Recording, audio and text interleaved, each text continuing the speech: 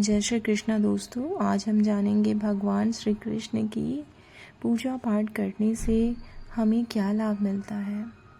जो लोग पूर्ण पुरुषोत्तम भगवान श्री कृष्ण की दिव्य सेवा के लिए ही प्रत्येक कार्य करते हैं, उन्हें ऐसे किसी यज्ञ तप या ध्यान को करने की आवश्यकता नहीं रहती जिनका इस सेवा से कोई संबंध नहीं है।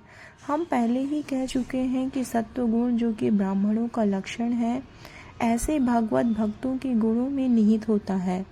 इसी प्रकार से निष्ठावान कर्मी का त्याग तथा दक्षता, सन्यासी का वैराग्य तथा ज्ञान, योगी की निश्चलता तथा ईश्वर पर गहन एकाग्रता, ये सारे गुण तथा भगवत प्रेम भक्त के गुणों में सम्मिलित है।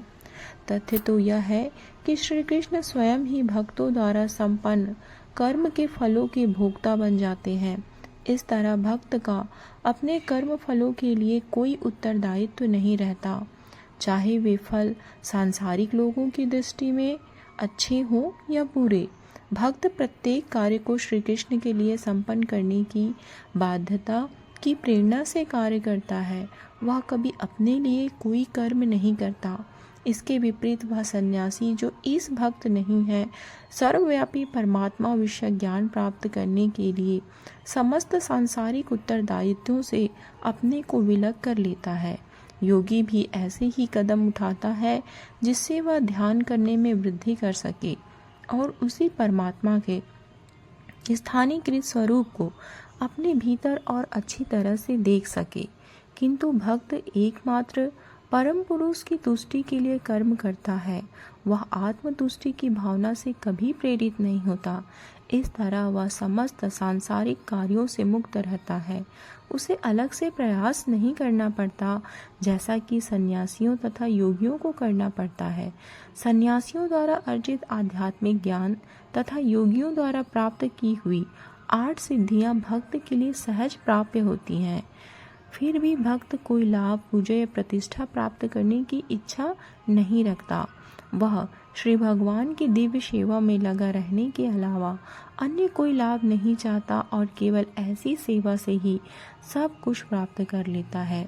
यदि कोई व्यक्ति परम लाभ प्राप्त कर लेता है जिसमें अन्य सारे लाभ निहित हैं, तो फिर उसके लिए और प्राप्त करने के लिए बचता ही क्या है। पतंजलि द्वारा निर्दिष्ट योग विधि का पालन करते हुए योगी एक तरह से विविध शारीरिक कार्यों को बंद कर देता है और ध्यानपूर्ण समाधि प्राप्त करने का प्रयास करता है।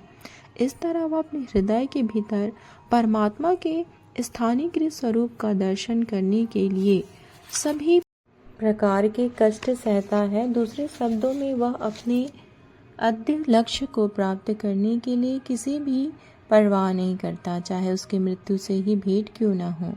जैसा कि परम पुरुष भगवान श्रीमद् भागवत गीता 6.22 में कहते हैं, अपने हृदय में परमात्मा की अनुभूति करने के पश्चात योगी यह भली भांति समझता है कि उसे आध्यात्मिक पद की प्राप्ति से अधिक मूल्यवान कुछ भी नहीं हो सकता है।